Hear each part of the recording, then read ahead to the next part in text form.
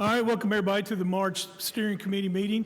We got a big agenda tonight, so we're going to go ahead and get started. I'll call on Vice Chair Pettis-Reed for the approval of minutes. Mr. Chairman, I have read of those minutes, and for the actions of what the steering committee did last month and what is there, they are exactly as what we have performed, and I move that they be approved. I have a motion. I got a second? Second. All those in favor say aye. Aye. Opposed? All right. Before I confirm on the PBA, I want to announce 6 Board of Equalization vacancies, term to end April 2026, 2-year term in April. Next on our agenda is to confirm the reappointment of Robert Warren to the PBA. This will be a 2-year term. This is an appointment by the mayor. Commission confirms. Commissioner Reed. May I make a comment here? Sure. I noticed on these right here, as I looked through them on what we had, I think when we discussed how we were going to accept these applications and whatever, we suggested that these be presented to us in digital. And I think these arrived by paper is the way that they looked. We have several of these gentlemen that are here tonight. I would not want to defer this to another month or whatever, but what I want to say is I would like to make sure that we re-emphasize the fact that in the future that any of these applications do come to us in digital form, because if you tried to read any of these this time, you had to turn that like a Ferris wheel trying to read everything. So in the future, I'm asking that they be digital, and that's my comment. All right. I guess when Sonya does her HR report, we'll talk about that, and we'll get Rachel's input as well. All right, next on the agenda is to confirm the reappointment of Robert Warren. So I need a motion. So moved, Mr. Chair. Got a motion, I got a second? Second, Commissioner Johnson. All those in favor say aye. Aye. Next, confirm the appointment of Coy Young to the BBA 2-year term. Mr. Young, would you like to say something? Introduce yourself.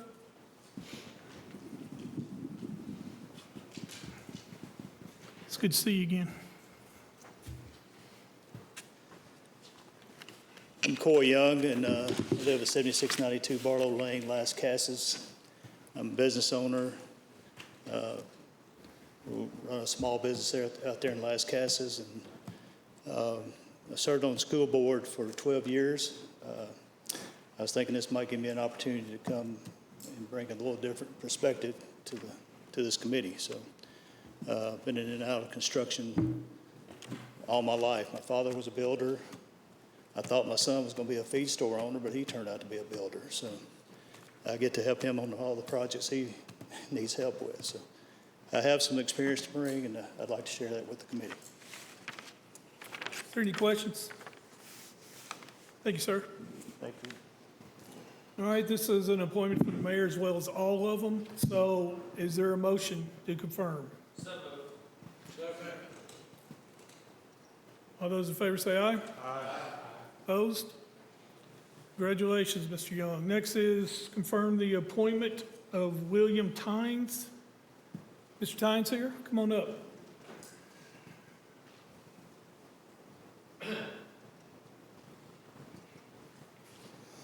Good evening, everyone.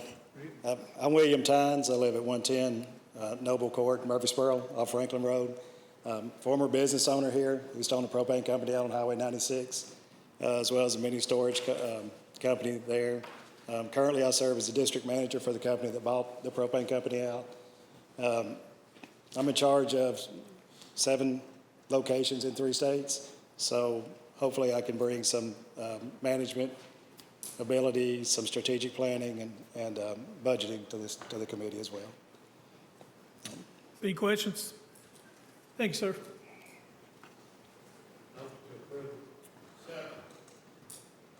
Got that? All those in favor say aye. Aye. Opposed? Next is the appointment of Howard Hawk. I don't think Howard's here. All right. Had a prior engagement, he was unable to attend. he's unable to attend, so, I know Howard, he's a smart guy, sharp guy, works in the large excavating contracting firm, so I'll make a motion to approve. all right, got a motion? Second? All those in favor say aye. Aye. All right. Next is, Mr. Chairman, before we move on, I don't see his application, what district he lives in. Is there anyone know? We're appointing a lot of these guys that I prefer not all of them be from one district, so I'd just kind of like to know.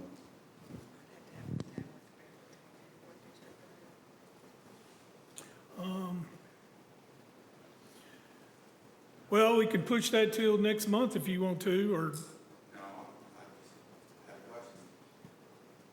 unless you want to take 5 minutes and for Rachel to go get the information. I have no problem with that. Let's just do that, Rachel. Can you get that information? That's fine. We're, take a 5-minute recess. And this is the district for Howard Hawks. Based on his address that's listed on his application, he's not in one of our districts. He has a Shelbyville, Tennessee address. It wouldn't pull up. Okay, well, he's not eligible to be on, he has a Shelbyville address. Mr. Hawks. I couldn't get it to pull up. Let's see. If we run through all of them, Mr. Warren is in District 4, Mr. Young is in District 2, Mr. Tynes is in District 19, and then our next applicant, the Justin Edwards, is District 15.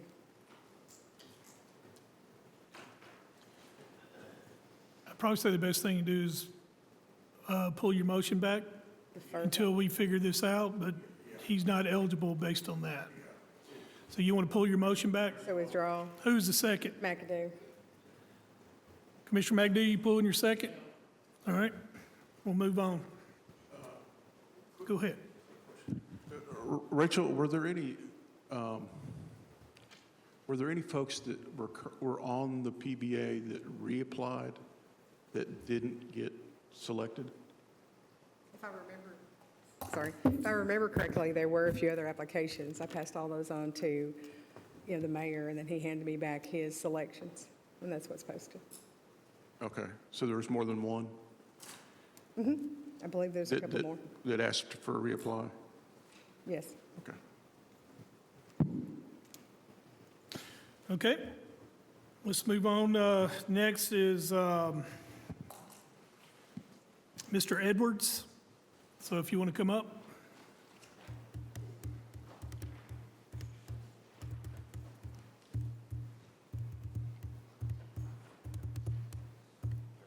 Good.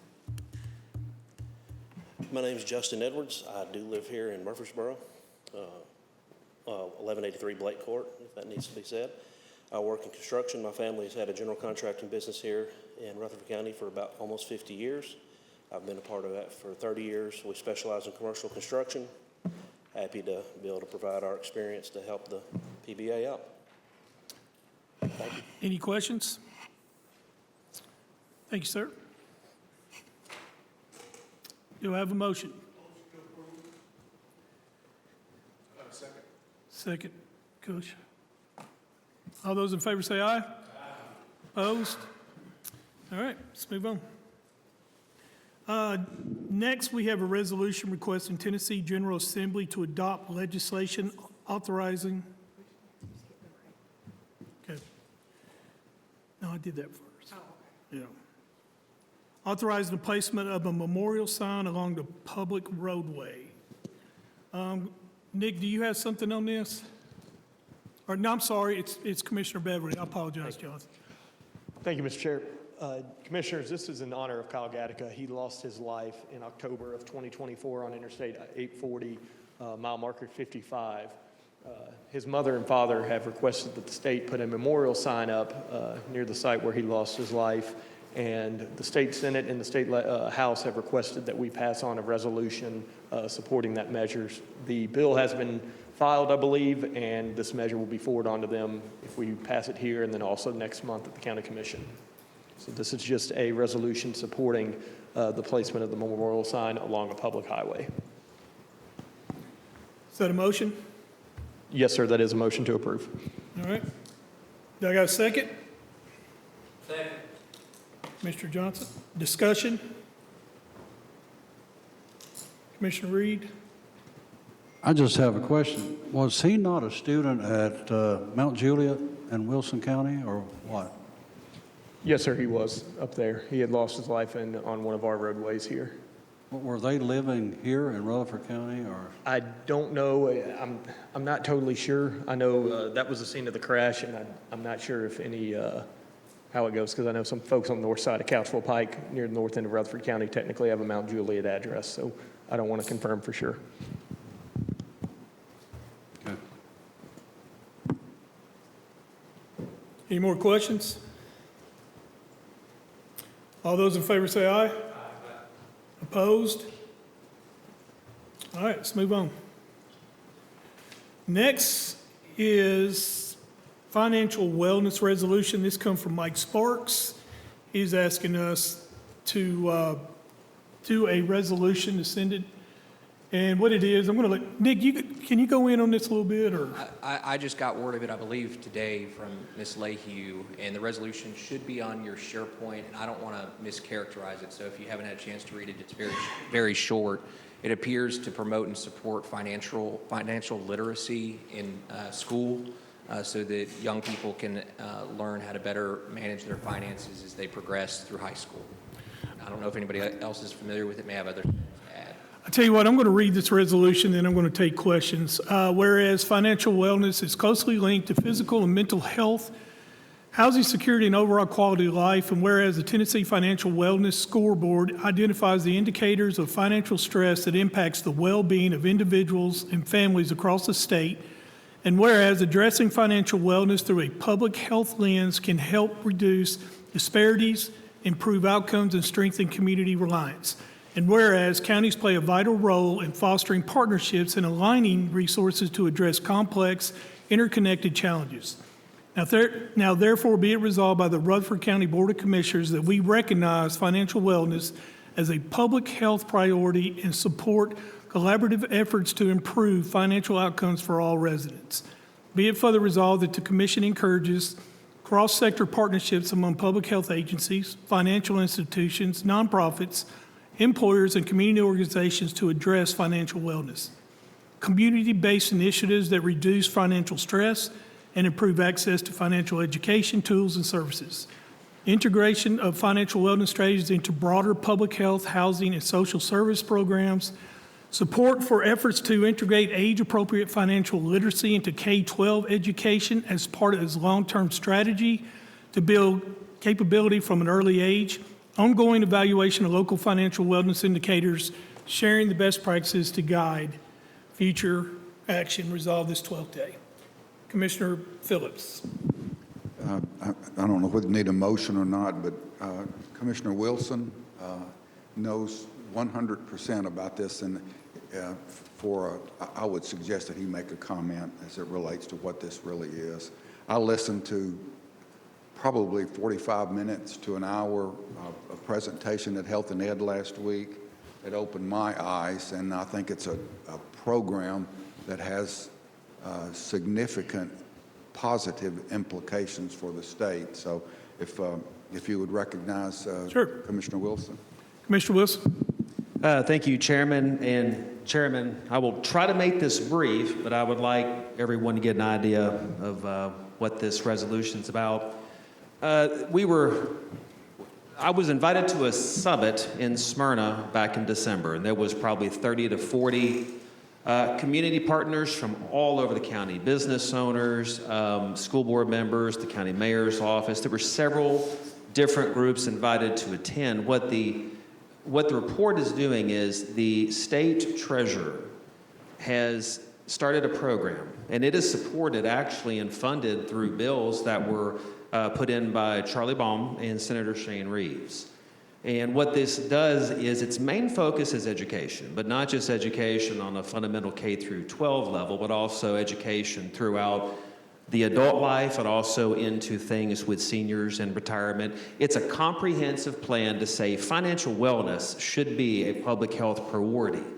Certainly health and education want to take this up. Anyone that's been watching for several years now, we've had annual reports from the United Way on the ALICE program.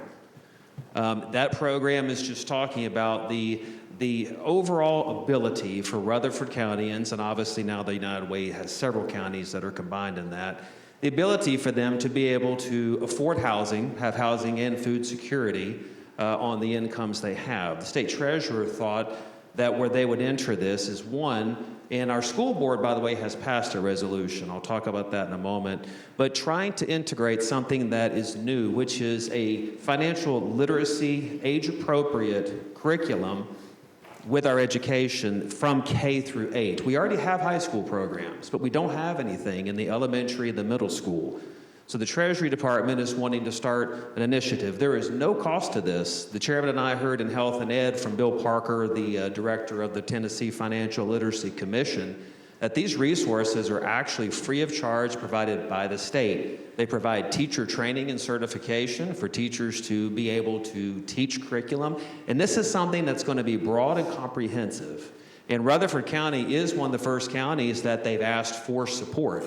Our school board about 2 months ago passed a resolution themselves where they were going to begin working to try to move towards financial literacy programming in education all the way from K through 12.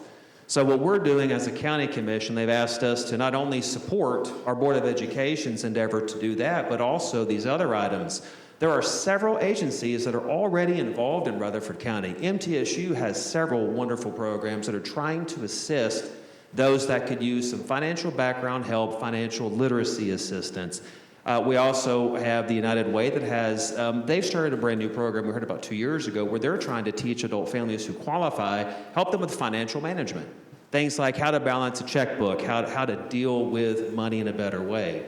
And I think we would all agree that what we're seeing in the times we are with inflation and the cost of living being at the forefront, I don't think anyone would disagree that financial wellness is an absolute public health priority. And this commission has done a really good job through its Health and Ed Committee of recognizing the importance of that. So this resolution comes from the state treasurer's office to ask the county commission if we would support and encourage these initiatives. And my vision is that Health and Education Committee would continue to try to have even more updates from community partners that deal with outcome-based support. I think we probably have 30 or 40 different programs in this county that if we can come together and try to bring our resources together, I think we can broadly provide better programming for Rutherford Countyans to get the financial literacy assistance they need. And I had invited Representative Sparks, because I know he's such a big believer in this, to speak at Health and Ed, and he's extremely passionate about this. I've already, in hopes that we're going to pass this tonight, move this to County Commission for consideration. Senator Reeves has already agreed to come speak before the County Commission to talk about this as well. So if you have any questions, I'm happy to answer them. One last thing, the Health and Ed Committee folder from the other night, there is a ton of information. Not only is there a specific section on Rutherford County, but there's also information on where financial wellness, where the information's coming from out of the University of Tennessee. So this is, we're getting in what I think is on the ground level of something that can spread across the state, and I'd be very proud to see Rutherford County, be a leader in trying to pool our resources together. Credit unions, universities, business partners, and trying to help promote financial literacy, not only through education, but also through our adults and families.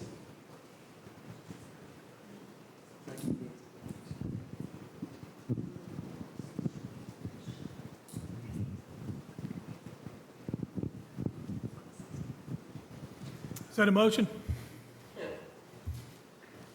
Yes. Okay, I got a second? Second. All right, discussion. Beverly, got something? Oh, okay. All right, all those in favor to send this to the full commission, say aye. Aye. Opposed? All right, let's move on. Next is the renewal of the County Attorney Legal Service Agreement. Nick Christiansen, as y'all know, is our county attorney, and I want to give him my 100% confidence. He has been incredible to this county. He's helped us. I'd never had him not accept my phone call and give me the information that I need in a very timely manner. So this is to approve Nick's new contract. I'm going to let Nick talk on the specifics of this contract and what the changes are, and then we'll discuss this. So Nick, go ahead. Thank you, Mr. Chairman. Yeah.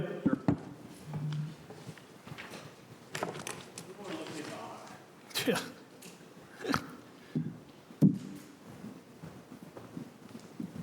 Thank you, Mr. Chairman.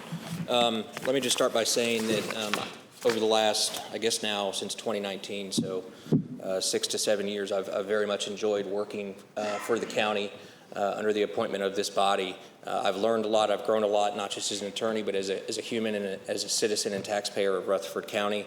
You have a great staff that works for the county, everybody from risk management, finance department, HR, PAWS. I'm not going to list them all, but every single person that I've dealt with that's a department head, constitutional officer, has been a pleasure to work with. The agreement before you, there are no structural changes to it aside from increases in monetary compensation.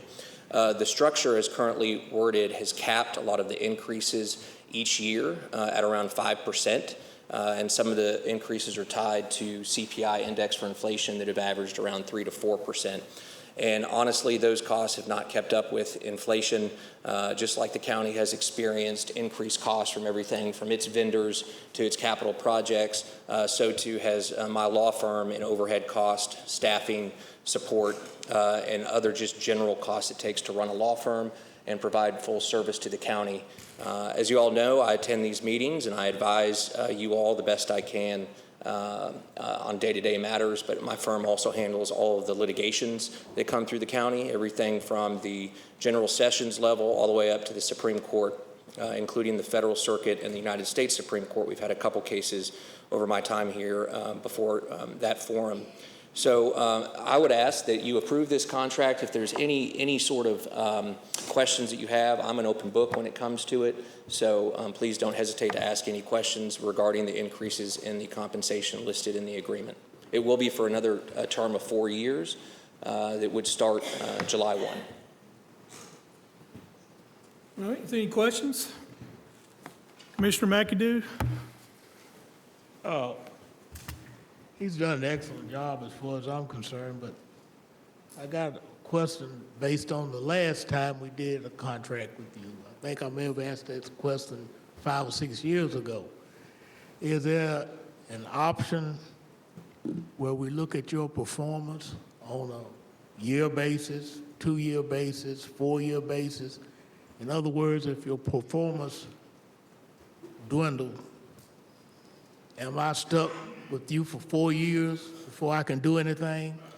Under the terms of the proposal, the direct answer to your question is yes. And let me say that even though I am an outside lawyer, I do feel like I'm very much part of the team with the county, in particular the county commission and everyone else. The reason that it's structured this way is it is a substantial undertaking, as you can imagine, to service our county. And so our firm has got financial commitments that we make to others, including our support staff, our insurance costs, our building maintenance costs. And so that's part and parcel for why it's historically been 4 years. We're kind of married for that time.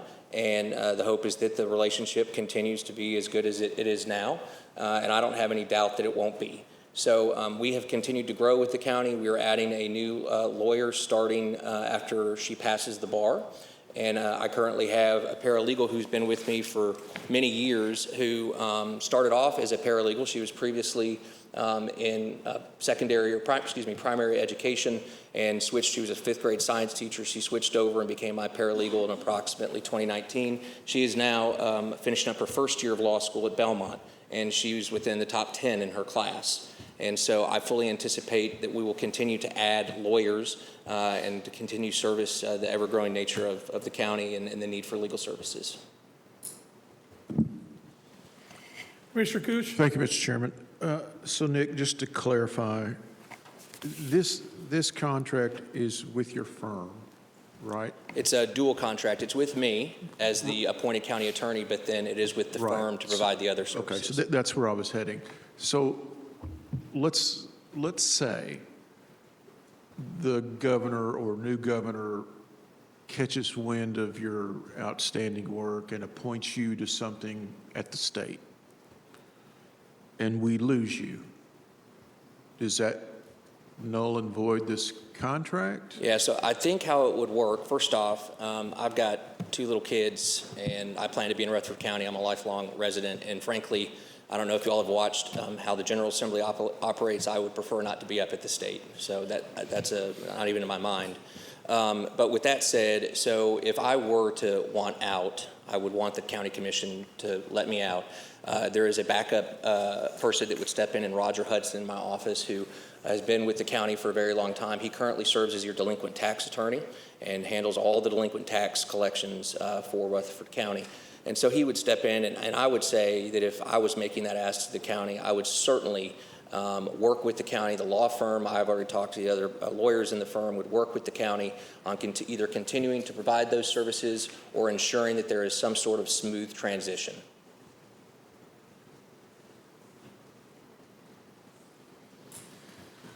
Any more questions?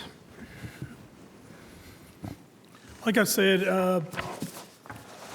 as a chairman of steering, it's so important to have somebody that can give you legal advice. He's done that. I'm 100% behind Nick. I think he does a great job. So I will take a motion to move this to budget. Mr. Chairman, Commissioner Reed. let me stand up for this. I still remember when Nick come on board with us. Back then, I was young, had a little more hair, I think. But he's always been right there with us as far as the county is concerned. And I know he has followed me to the door of some depositions every now and then. He was more nervous than I was because he never knew what I was going to say when I went in there, and he wasn't there to watch what I was going to say. But the important thing I knew about Nick was serving as chairman of the Planning Commission. He sat over there in that corner. And we had gotten to the point where whenever I had a question or I was concerned about I was doing the wrong thing, all I had to do was look over there, and I could tell by the look that he would give me whether or not I should be doing what I was doing or I shouldn't be doing what I was doing. And I think that's vital to the chairman of this commission, that we have somebody that communicates with us in what we're doing to keep things under control and the things that are going on as far as keeping the legality of this county under a watch.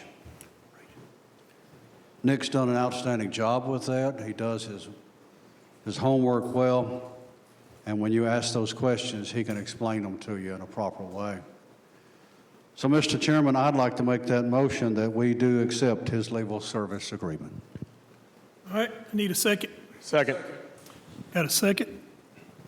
Here, don't worry about it. All right, since this deals with money, we're going to do a roll call. Commissioner Beverly? Yes. Commissioner Johnson? Commissioner McAdoo? Yes. Commissioner Wilson? Yes. Commissioner Cush? Yes. Commissioner Reed? Yes. Chairman Harris? Yes. Motion passes. Okay, next is our lobbyist report. Will is in session right now, so he's dealing with a lot of the stuff that we will be bringing up here. I also want to tell all y'all, I gave y'all a list of the bills that are being discussed. I suggest you look at them. There's some things going on down there that's going to seriously impact us. So I would suggest you look at those, and if you got any questions, let me know. I'll be glad to explain them to you. If I can't, I'll have Will come up here on a special meeting, and we'll get that taken care of. Next is HR report. Sonya?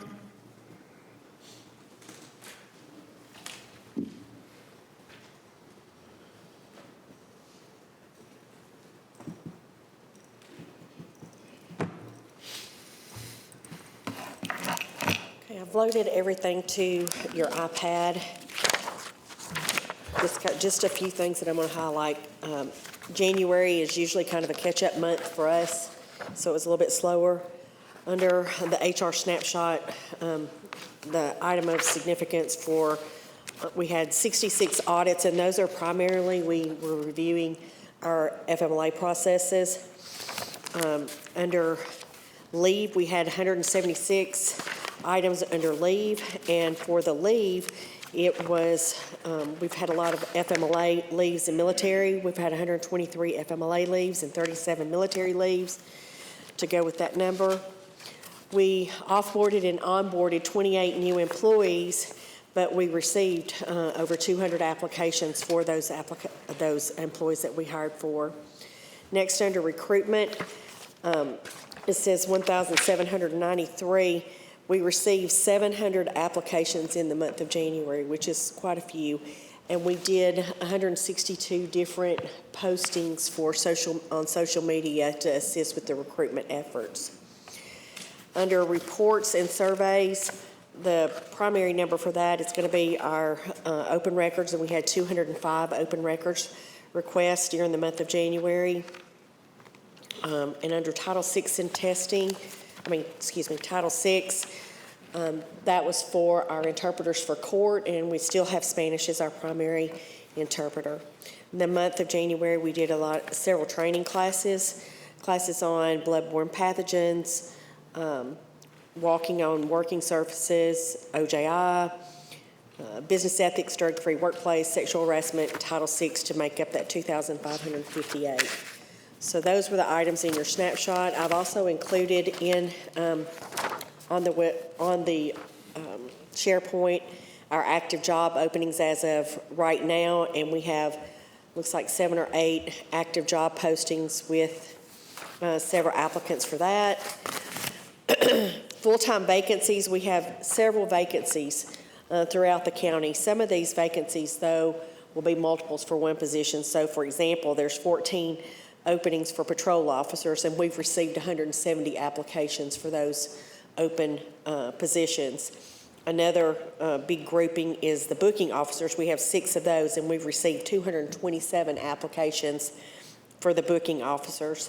We've got 4 detention officer postings, and we've received 382 applications for that position. And the other one of magnitude is the communications officer at the sheriff's office. There are 6 of those, and we've received 321 applications for that position. So that concludes my HR report. Sonya, can I ask a question? I'm just curious, are there any part-time positions that are posted or listed? Part-time? Yes, sir. Okay. We have a part-time communications officer through EMA as a part-time position. We have part-time convenience center position available, a part-time paramedic, and a part-time scale operator, and a part-time school crossing guard. Several of our positions are part-time right now. You're welcome. Is there any questions for Sonya? All right, I need a motion for her to approve her report. So moved. Need a second? Second. All those in favor say aye. Aye. Opposed? Thank you, Sonya. The other thing you asked me to bring back last month, Nick and I reviewed it together, and we whittled that 39-page document down to 4 pages for you. And I put this on your iPad as well. And this is each of the boards, what the statute is for that board and kind of what it does. It's just a brief description, so if somebody's looking to apply for a board, it will give them a brief explanation. And so if the steering committee approves this and the full commission, then we can have this added to the web page under the boards, just so people will know what they're applying for, kind of. So this document, this is one you and Nick put together? I'm sorry, say it again. Is this one that you and Nick put together? Yes, sir. Okay, so he's He's reviewed it, yes, sir. All right. Do we, Mr. Chair, do we need to take a minute to, do we need to review this, or we need to make a motion to go ahead and forward this on to full commission? Make a motion to put it to the full commission. I would make that motion, Sonya. Have a motion, I got a second? Second. All those in favor say aye. Opposed? Sonya, let's make sure, I think we passed about online applications in December. So commissioners, I think that any more boards that appointments that people apply for has to be online. It's easier to read and it's a lot more informative for us. Yeah. So, got that? Is that good? Yeah, during the December 11th commission meeting, it was approved that all future boarding applicants would go that way. And part of the application process is it doesn't let somebody skip a box. So like where there was a question tonight about a district, they would not be able to skip that question. They would have to find out that answer before they could complete it. And then you would have everything you needed to make your decision. So it also helps us, even though the PBA is not a paid board, there's still some HR information that we need. And sometimes when they're not paid, they're not as motivated to get back with us. I don't mean that in an ugly way at all, but they're saying they don't necessarily see the need. So it would be helpful for us to help us collect that other information as well. So I appreciate your help with that. Thank you. Thank you. All right, next is our litigation list. Commissioners, you have that on your iPads. Is there any questions or concerns?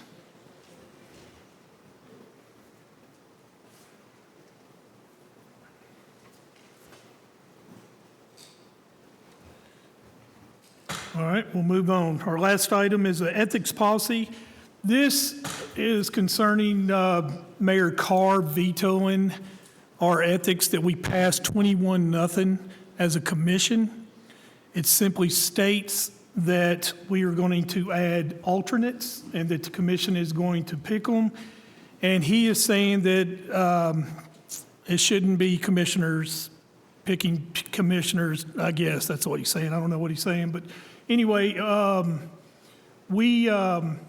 was accused of breaking state law, and it was put in a press, which I obviously didn't do. But I'm going to let Nick talk about this and ask the question if I did break state law, and kind of fill us in on this, and I'll take it from there. Go ahead, Nick. Sure.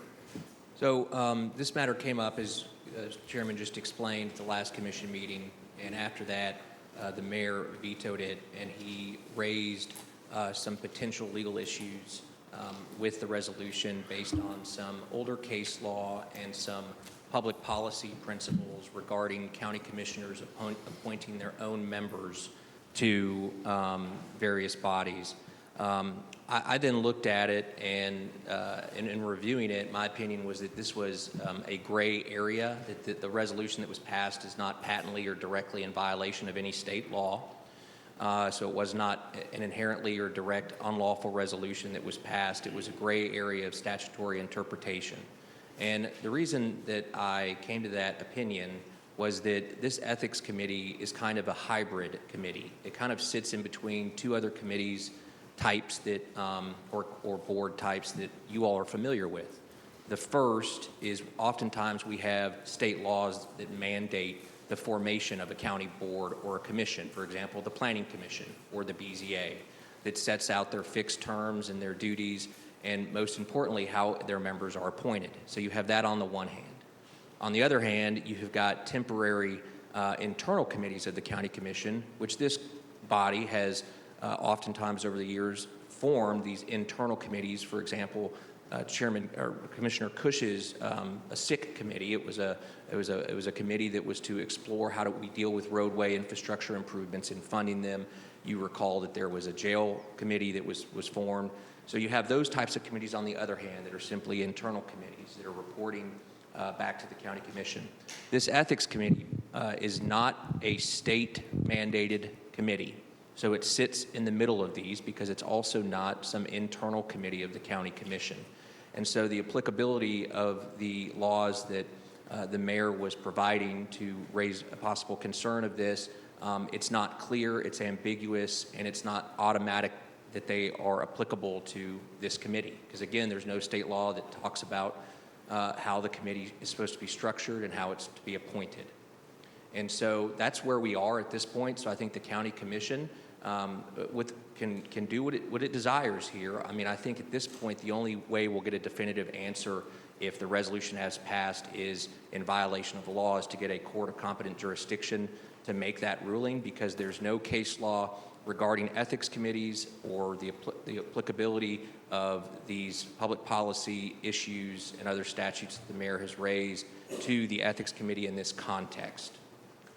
So, Chairman, that's kind of the explanation from a legal standpoint. If you'd like, I can provide some options for this body to take this up and consider. If the chairman would like me to recite those, I'm happy to do that. Well, I would say, does this board need to recommend to override the veto, or do we need to let that go before the full commission? Well, I think it starts with this body. Okay. And whether it's to override the veto or recommend some alternative language in the resolution, either one of those, the recommendation would come out of this body and then go to the commission next month, because it has to make a determination of whether it's going to override the veto or make changes to the appointment of the alternates to that committee. Yeah, and Commissioners, we passed this 21-0. So, and thank you for exonerating me. I appreciate it. So, Commissioners, I'm up for discussion. We can make a motion to send this to the full commission with a recommendation of voting against the veto. Is that what I should say? To override the To override the veto. Yes, sir. So if there's any discussion, I'll need a motion to do that. Or if there are any other options that you want to look at where we change the wording or something on that, which that's up to y'all. Mr. Chair, would refresh my memory and maybe the rest of the committees.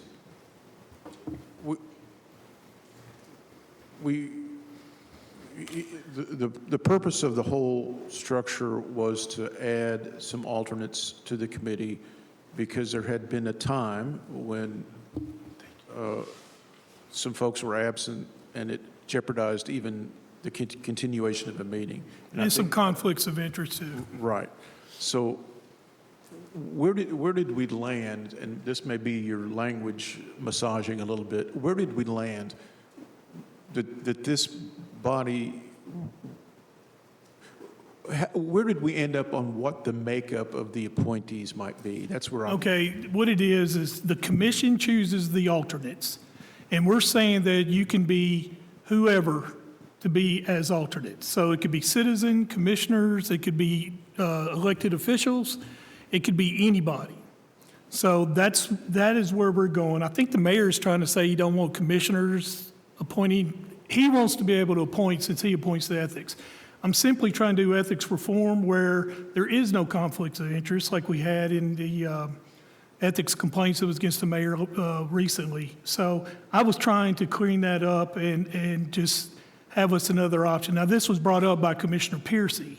So he's the one that brought this to me, and then this is the wording that we put in, and this is what we passed.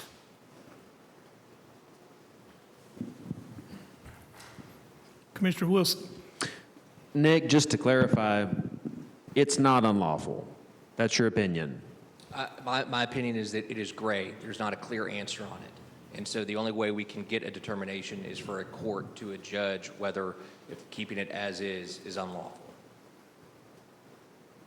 I mean, certainly escalating something to that level when we're simply trying to be transparent doesn't make any sense to me, considering the amount of large problems we really need to be discussing. So that's why I'm asking you.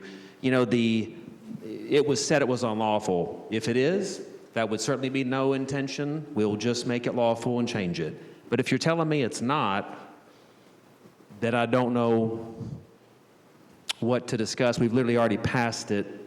You know, if it's unlawful, we need to change it. If your opinion is it's not, then why change it? But if it's going to lead to something further, we have bigger things to tackle and discuss than this. What is your opinion? Is this going to be escalated? Is this something that if we override it and keep it, we're going to end up having a battle inside our own government, which we do not need?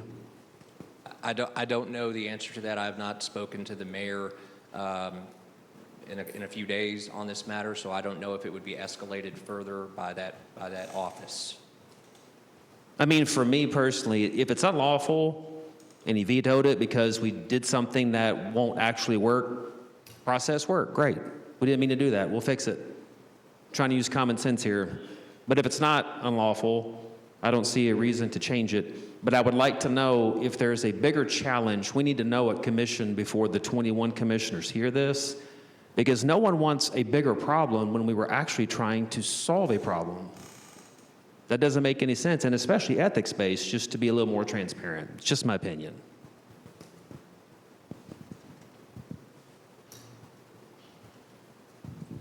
Anything else?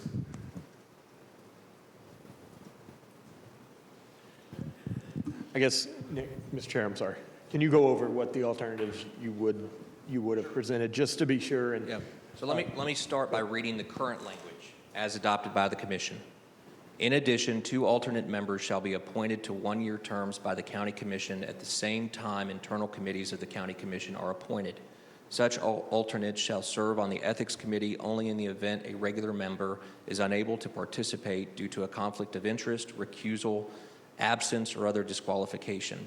Alternates may be selected from among the same categories of individuals eligible to serve as regular members under this section, except that no member of the county commission shall be eligible to serve as an, I'm reading from a revised version. I'll just tell you from that was one of the options. Okay, let me restart. So right now the county commission gets to appoint the alternates. It can be, as Mr. Harris stated, which can be a constitutional officer, a member of another board, committee, citizen, et cetera, or a county commissioner, right? So because these issues have been raised, there's 2 alternates you can do here, 2 alternatives, right? You can have it to where the commission appoints the alternate members without the mayor's involvement, how it's still structured now, which means that you could appoint constitutional county officers or members of a county board, committee, and commission, or other instrumentality governed by the county ethics policy. In other words, you don't appoint county commissioners the alternate, the mayor's not involved, the county commission still gets the appointment power. That's number 1. Number 2, if you want county commissioners to be involved as an alternate, then to quelch any sort of concern of legality, you would have the mayor still have the appointment power when it comes to county commissioners, which is subject to confirmation of the legislative body. So it's whether you want the mayor involved, and if he is, we can't appoint county commissioners. If you want county commissioners to be involved in alternates, then the mayor appoints subject to confirmation with respect to the county commissioners. or we proceed as written, subject to challenge. Correct. Nick, for clarification, who picks the current standing ethics board? The 5 regular members are appointed by the county mayor, subject to confirmation by the county legislative body. I mean, the biggest reason we were doing this is because in a situation that we had in the last ethics situation we had some conflicts of interest, but we couldn't make quorum. So we were trying to simply take that away and not have any conflict for the mayor and have the county commission choose the alternates. That's what the whole intent of this was. So I really don't know what to do here. I guess it's up to this committee. If you feel that you want to change the language, we can do so, or we can keep it the same and override his veto. Mr. Chair, I guess what I want to say is we didn't pass an unlawful resolution. We passed something that could be subject to challenge. Just about any other action we take could be subject to challenge. We deny a rezoning, could be subject to challenge. Doesn't mean it was unlawful, but it's subject to challenge. So is that kind of the same interpretation of what we're doing? So we just need to decide, do we want to nip it in the bud now or let it ride and it's subject to challenge? What do we want to do? But it doesn't mean it's unlawful. Anything we do in this room can be brought into the courtroom. Doesn't make it wrong.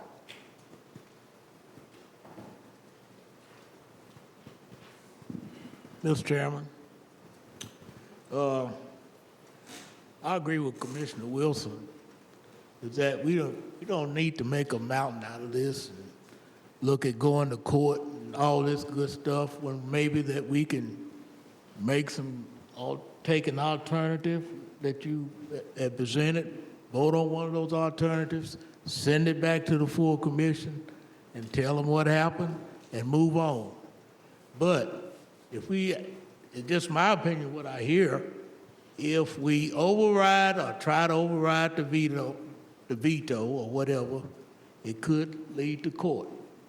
Is that correct? And I myself don't see no reason why we should take something this minor and make it to a point where I got to go to court to settle putting 2 alternates on the ethics committee. That's just my opinion. So therefore, why don't we just look at one of these alternates and send it back to the commission? Well, I'll say this. You said making something out of nothing. Maybe you should ask your mayor that, because he's made this to become a serious, in the press releases and stuff like that. The lawyer said that we did not break state law or anything like that. So if you want to change the wording on this, which would simply mean that we can keep it the way it is, commissioners choose who they want to choose, it just can't be commissioners. Is that correct? So that's option 1. And option 2 is to have the mayor appoint the commissioners who want to be on the board. Subject to confirmation by the legislative body. So if he elects the commissioners, then anybody else would be chosen by the county commission. I think that's the Correct? Yes. All right, so you had 2 options. You have 3 options. Keep it the way it is, override the veto. 2, do I need to repeat them? Okay. So can I just speak out loud? So the mayor's hangup is the commissioner issue, right? Am I understanding that right? I think it's twofold. It's the commissioner issue and also the mayoral appointment, being involved in the entire process for the appointment of the alternates. Okay, so he wants to be in charge of all the alternates, regardless whether they're constitutional officers. I don't want to speak for the mayor. He's not here. Right. So if you have questions for him, you may want to direct those to the mayor's office. Okay, I'm happy to relay any of those questions. okay. It would seem, and again, I think we're making a mountain out of a molehill here. I would think from a transparency standpoint, because that's all we're trying to do. I mean, this is really super simple. We're trying to keep everything transparent and not load an ethics committee with people that are friends of somebody that could be up for discussion. And to me, my personal opinion is you may not want commissioners up there because they could be appointed by somebody that is being investigated. Get your buddy up there. That's what it boils down to. That's what we're trying to prevent. So I'm okay with striking the commissioner's option and letting the commission vote citizenry. I mean, I'm okay. What better, to me, what better representation in an ethics situation would be our voting citizens. That would need to be the most transparent issue. But I don't know if the mayor has a problem with that.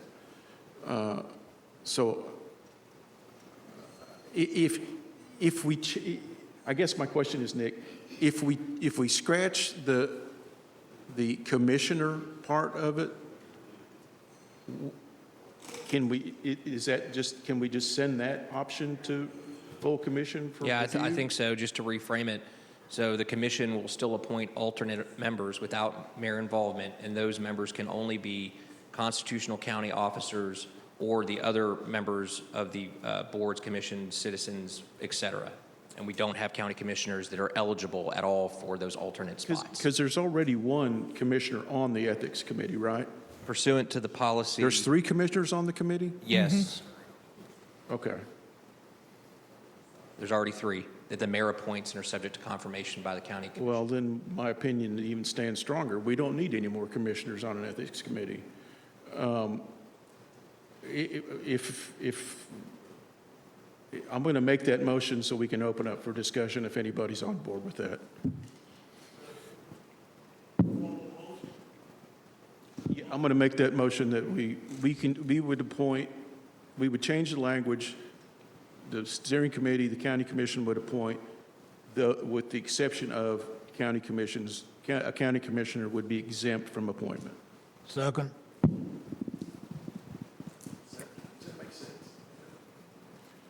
Commissioner Wilson?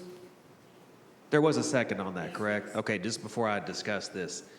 Nick, if this passes, I'd like to add, it would be nice that we put this to rest and to bed at the county commission meeting in March and be done. Can you discuss with the mayor's office if this will work and we can pass this through without any further discussion? I think that would be important. Will you do that? I'm happy to do that. All right, it would be nice that we're done and we move forward. We're in budget season. Let's end it in March with everything else and move forward.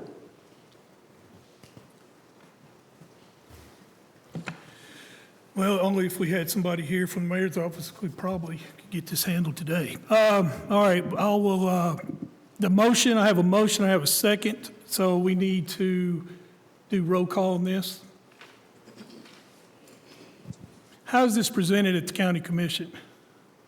I can work with the chairman on how the agenda would be framed. I'm not sure what it will be titled yet, but it should be a fair and summary of what's happened here today. So I've just got to think through how it gets up there from here, but I think this body has done what it needed to do today. Okay. Commissioner Reed? No. Commissioner Paul Johnson? Commissioner McAdoo? Yes. Commissioner Wilson? Yes. Commissioner Beverly? No.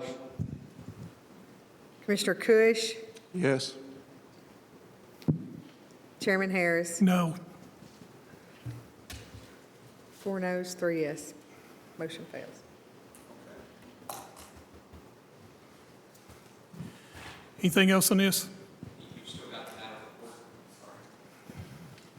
You've still got the matter before you, so you need to have some sort of recommendation still via a motion to send something up to the county commission. Okay. Do we have a motion to send this with a recommendation to, is this to veto or to override? That would be the will of the body, whatever the motion would be. Okay, do we have a motion to send to the county commission to override? Mr. Chair, I think I agree with you, Commissioner McAdoo, saying that I don't want to make a mountain out of a molehill here as well.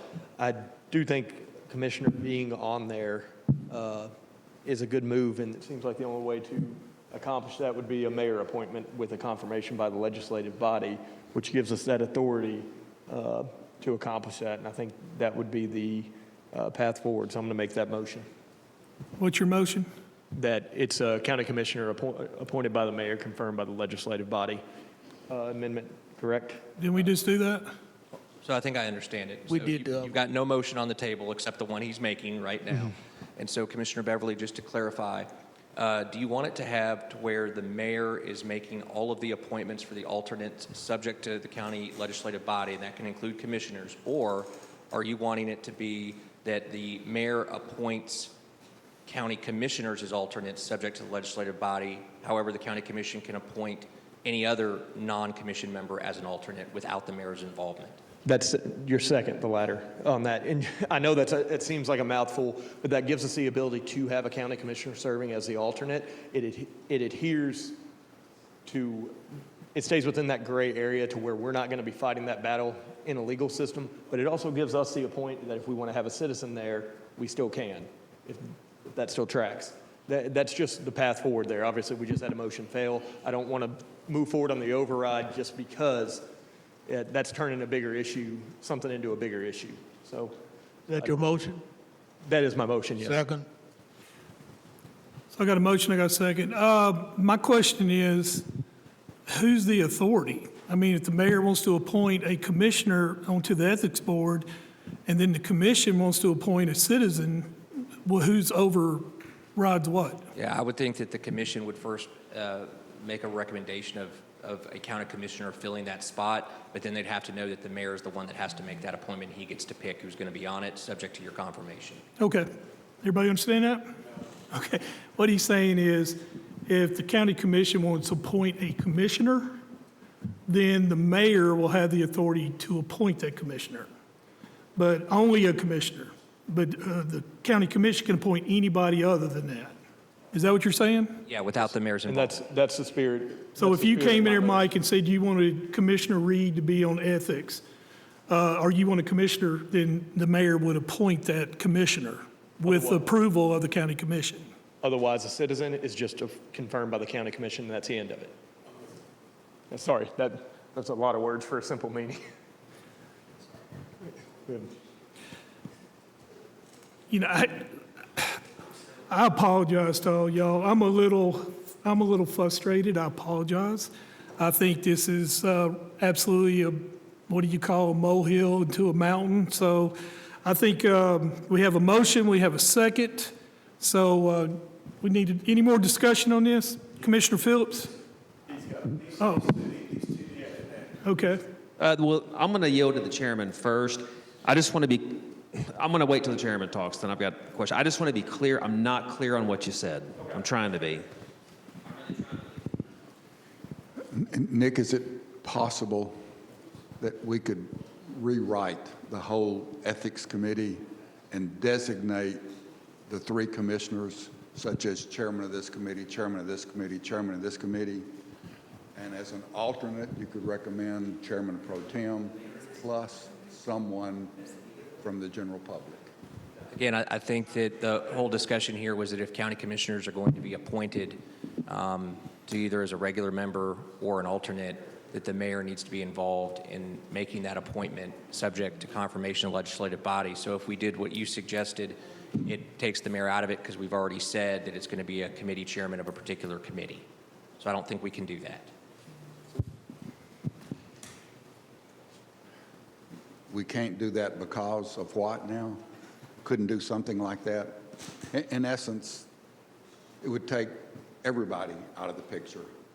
You have designated people coming on, and you have two alternates that actually could be designated as well. I'm just trying to say, why should anybody be involved in it if we have it outlined in the ethics policy period as to who those commissioners should be? So the only, I think, alternative to that may be that we would have the general public, one of those being alternative and the other being on the ethics committee, and the mayor could make those appointments and could be confirmed by the commission. The mayor may suggest that if the county commission passes a policy that automatically appoints committee chairman without his involvement, he'll be raising these same issues, I would suspect. But I can't, again, speak for him. I'm just assuming. Mr. Chair, I believe what he's saying is, right now, the issue is a county commission confirming the appointment of a commissioner to the ethics committee is where the problem lies. And if we pass a policy that makes it arbitrary to whichever chairman is there, he's going to raise the same issue. At the bottom line, it's still the county commission appointing someone to this, which is the issue he has. To clarify to you, Commissioner Wilson, the point of this motion is allows a county commissioner to fill this role, but involves the mayor to circumvent the gray area of this law that's being brought into question. But it also allows us the opportunity to still appoint a citizen if we so choose. The only time the mayor has input into these alternates would be if the county commission elects one of their own to serve. All right, so we're still going to pick two. If we decide one to be a county commissioner, mayor gets to appoint it. Man, that's what I needed to hear. I just could not hear that before. Yeah, Thank you. Whole lot, and that it takes out that gray area that Nick is there. It gives everybody a voice, and citizens are still able to be appointed. I will absolutely support that. That's going to get this done, and let's move on. Absolutely, I'll support it. We just need an option that works. We're going to appoint people that are going to do the job, and these are just 2 alternates. So we got a lot of people involved in confirming it. Let's just go. I'm good. I believe we got a Let me just make one suggestion. I don't think we ought to be making decisions based upon a political climate that exists right now, but something that would last forever down the road. And if that means we're adding 2 alternatives and one would be a commissioner and one would be a general public person, have them appointed as alternates in the exact same way that the Ethics Committee is being chosen right now. And that would serve the county long-term and take, in essence, the current political climate out of the picture.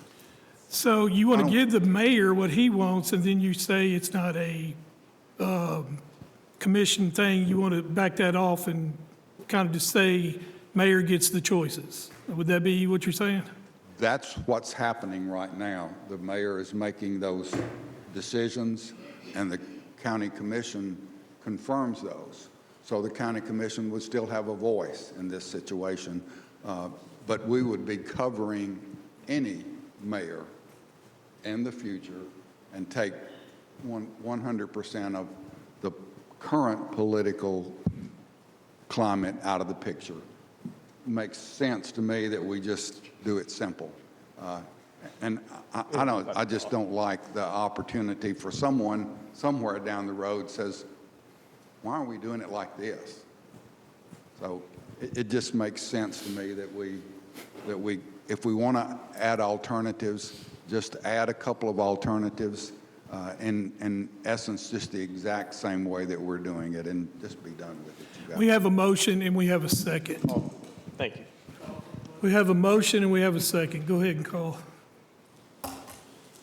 Commissioner Cush?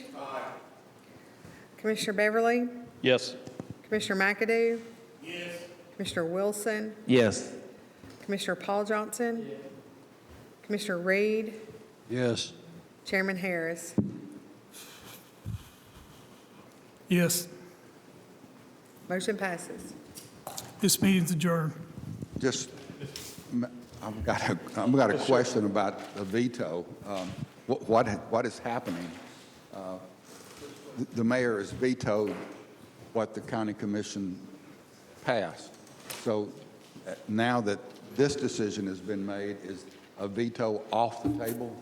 Well, he's done it, and so when we come up to commission, it won't be a matter of overriding the veto unless the commission at the full body wants to still override the veto. This is just a recommendation Right. to the legislative body This is not final. on proposing a compromise here on this ethics policy. CTAS told Nick, gave him advice that there's 2 options that we could do to sell this, and it was the 2 options he offered tonight, and we accepted one of them. My question, Mr. Chairman, is procedural question, okay?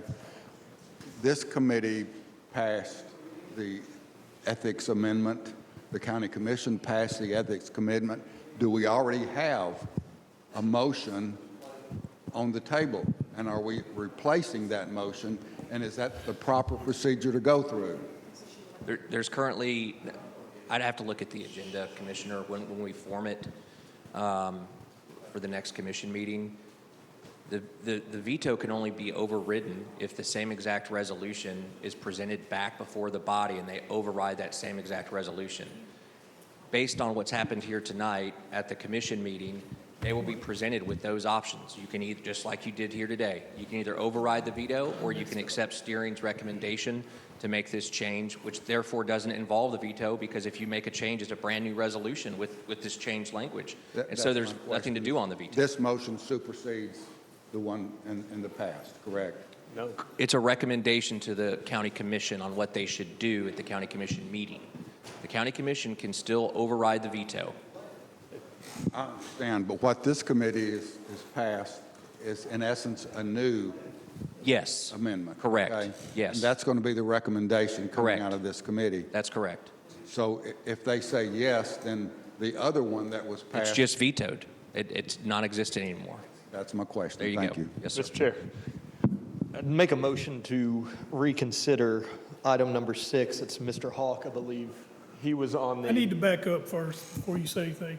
I adjourned, we are not adjourned. So I need to make sure we understand that. Now you may go ahead. Thank you. Motion to reconsider item number 6. That's Mr. Hawk. I believe that's the gentleman you referenced. Ms. Rachel was correct. He has a Shelbyville address. However, he is on the Rutherford County tax roll. Some of his family members are registered to vote at that address. He is paying Rutherford County taxes. I confirmed that through 2 different sources. Just so we don't kick this a month and brought it right back, I'd make a motion to reconsider just that on our own property assessor's website, his address is showing up. Yeah, What district is he in? Mine, District 6. Second. So he's a, Second on that? I would need a second to reconsider. Second. And then, do we need, I'm sorry, it's Yeah. a motion to reconsider our action. Do you No, need? I think you're fine procedurally, all right? I just wanted to read from the state statute over how to appoint PBA members, and it says that the members shall be duly qualified electors of the municipality. And I'd have to go back and look. I think that means a registered voter. So if you're going to do this tonight, what I would do is, assuming that you all want to do this, confirm him, subject to confirmation from the Election Commission that he's a registered voter in Rutherford County. And that way that can be figured out before next commission. Assuming he is, you can keep bringing it up. Procedurally, then do we need to pass a motion to reconsider and then pass that motion, or can it all be in one? You guys create your own rules half the time. So That's why I'm asking there's you. no, Amen. if there's no objection to it, then you're just reconsidering the matter that was previously deferred. Okay. All right. So I'll make a motion that we just reconsider and reopen for discussion. Second.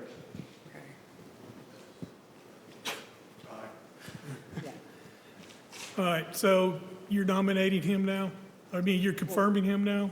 That will be my intent, but do we just, for simplicity's sake, vote on the I think motion? what Mr. Beverly is saying, you need to take a quick vote. He just made a motion to reopen the matter and reconsider it, so you just got to do a roll call or an aye or a verbal vote of yes or no. Acclamation or whatever. Okay, all those that want to open this up, say aye. Aye. Opposed? Now go ahead. All right, Mr. Chair, my next motion is to confirm Mr. Hawk with, or recommend Mr. Hawk to the full county commission, subject to his voter status being confirmed by the election commission. Got a second? All those in favor say aye. Aye. Opposed? All right. Is there any other business? We are adjourned.